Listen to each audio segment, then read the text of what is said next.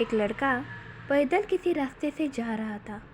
उस लड़के ने देखा कि सामने वाले बिजली के खंभे पर कागज़ की पर्ची चिपकी पड़ी है और उस पर्ची में कुछ लिखा हुआ है।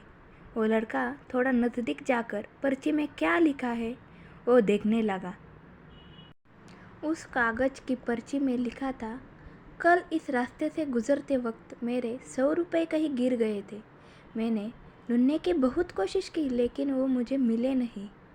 कृपया इस रास्ते पर कहीं कभी भी किसी को भी मेरे 100 रुपये मिले तो मुझ तक पहुंचा देना।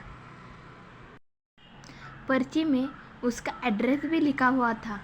लड़के को ये पर्ची पढ़कर उस एड्रेस पे जाने का मन करने लगा। वो लड़का एड्रेस पे जाने के लिए आगे बढ़ने लगा। उस एड्रेस पे जाकर लड़के ने देखा कि वहाँ पर एक झोपड़ी है। लड़के ने बाहर से आवाज़ लगाई तो उस झोपड़ी से एक वृद्ध लाठी से सहारे बाहर आने लगी।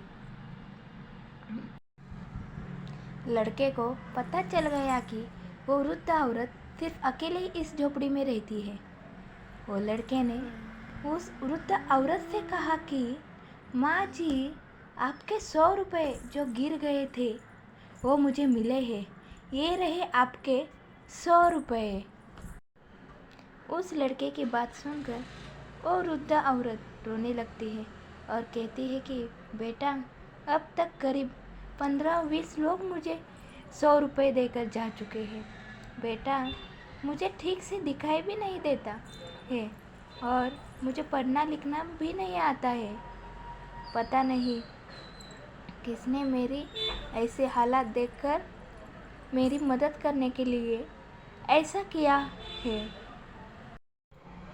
लड़के ने 100 रुपये रखने के लिए कहा पर वो वृद्ध औरत नहीं मानी। लड़के के बहुत आग्रह करने के बाद आखिर में वो वृद्ध औरत मान जाती है, लेकिन वो उस लड़के से कहती है कि तुम जाते वक्त वो पर्ची वहाँ से फाड़ कर फेंक देना। मुझे पता नहीं किसने मेरे पर तरस खाकर ऐसा किया है। लड़के ने कहा कि माँ जी, आप इस बात की फिक्र मत करना, वो मैं पर्ची फाड़ दूंगा। अब वो लड़का उस वृद्ध औरत से घर से निकल जाता है। थोड़ी देर चलने के बाद उस लड़के ने सोचा कि आखिर मुझसे पहले आए हुए उन 15-20 लोगों को भी इस माँ जी ने वो पर्ची फाड़ने को कहा होगा, लेकिन उनमें से किसी ने भी पर्ची को नहीं फाड़ा, तो फिर मैं क्यों फाड़ दूँ। वो लड़का उस पर्ची को बिना फाड़े ही वहाँ से चला जाता।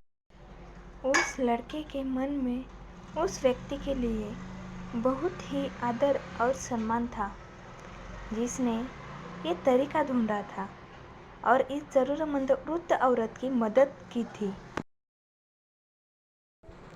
मॉरल ऑफ द स्टोरी, हमारे मन में सिर्फ किसी ज़रूरतमंद की मदद करने की इच्छा होनी चाहिए, क्योंकि मदद करने के तो बहुत सारे तरीके होते हैं।